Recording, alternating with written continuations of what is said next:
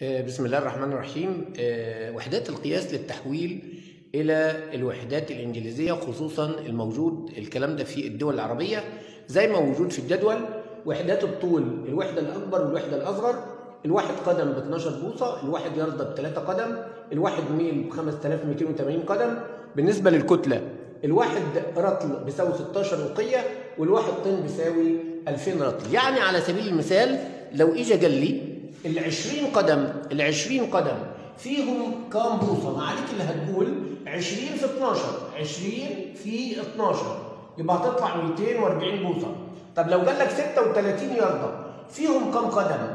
يبقى انت هتضرب في 3 عشان الياردة الواحدة فيها 3 قدم، فانت هتضرب 36 في 3 يبقى هتساوي 108 قدم. طب لو جالك 3/4 طن يبقى الواحد طن فيه 2000 رطل، يبقى انت هتقول 3/4 في 2000 فهتطلع 1500 رطل. 1500 رطل. طب هنا كده انت حولت من الاكبر للاصغر فبتضرب.